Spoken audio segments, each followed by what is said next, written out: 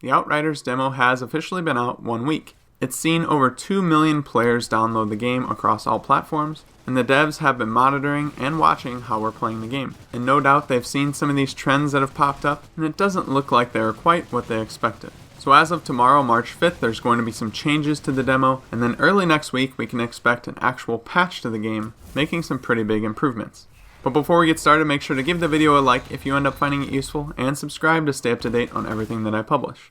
Alright, so first and foremost, what's changing tomorrow, Friday, March 5th at 3 p.m. GMT? This should be a seamless change to users. You shouldn't have to download an update, but I think the changes being implemented will have a huge impact. So I'm sure everyone's aware of the chest runs being done to try and get legendary items and high tier gear. If you select the point in the story where you're about to encounter Goss, there are 5 chests that you can just run around and collect without actually having to fight enemies. Not only is this a cheap way to get loot and a cheap way to get legendary items in the game, in my opinion, I did do it a couple times just to see what it was like and capture some footage of it, but I don't know, it's just not how I want to play the game and how I want to earn the loot that I gather. So in order to combat this, here are the changes that are being made to the demo tomorrow. Now we'll start with those chests and those loot runs that I was talking about. Chests will no longer have the ability to drop legendary items. So just forget about those chest runs if that's what you're trying to get. If you want to get green and blue items, then you can still do that, but you're not going to get that top quality legendary gear. At least not without earning it. Side quest rewards, the ones that you get after completing a side quest, on the repeat runs will now have a chance to drop legendary items. So you can't get it in the chest, but if you actually play the game, shoot things,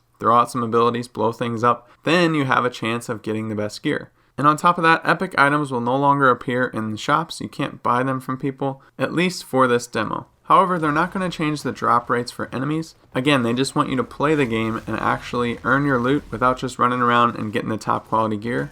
And some of the other things that are going to change tomorrow, the captains will be nerfed a little bit. Some players were finding it hard to fully kill captains who would use some of their healing abilities, and so they're going to make some changes to make it more enjoyable.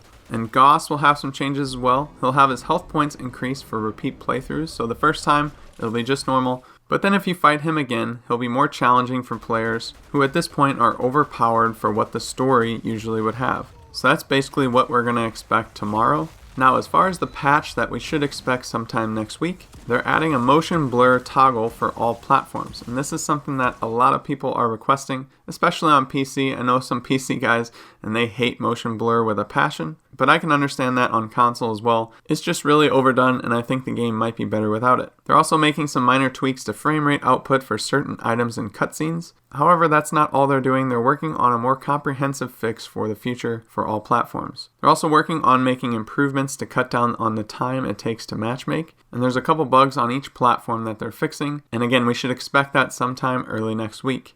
A couple other things that aren't necessarily going to be fixed for the demo, but we can look forward to on April 1st or in the near future when the game comes out. The camera shake during cutscenes and dialogues. So they've heard our feedback about this, and they said they're continuing to investigate, seeing what they can do. They do believe that once they take off the 30 FPS cap on cutscenes, it won't be that big of a deal, because right now it looks kind of crappy with the camera shake and the bad frame rate. So we'll have to see if that is improved once we get this update. And one of my biggest concerns with the game, I don't have a lot just because I've been having so much fun, but the cover system. It definitely needs some work, and I think it's just some bug that needs to be fixed, and it looks like that might be the case. They say while this is not something that we'll be able to fix with the demo at this time, the main game will not only include a slew of bug fixes for many cover locations, but it will also address and fix a handful of systemic issues that are currently affecting the cover mechanic on a global level. So sometimes the cover system just does not work. It won't let you get behind cover. Fighting with the cover system instead of enemy players is never fun. They also mentioned the items disappearing issue. Some players are just losing items from their inventory, so they're trying to find out ways to resolve that and possibly get that loot back to you, but there's no guarantee. And of course cheating, because with any game, you have cheaters. Even a PvE game like Outriders, people are just going to cheat for whatever reason. So they're looking into ways to try and resolve that, as to not ruin the experience for others if those cheaters go into co-op. But that's pretty much it for the update. I really like the communication with this dev group.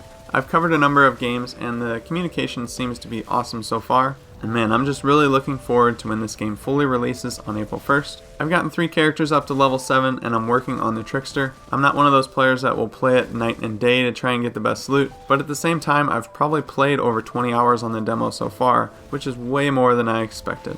But let me know what you guys think in the comment section below about these changes. Once again, make sure to like the video if you enjoyed, it really helps out the channel, and subscribe to stay up to date on everything that I publish.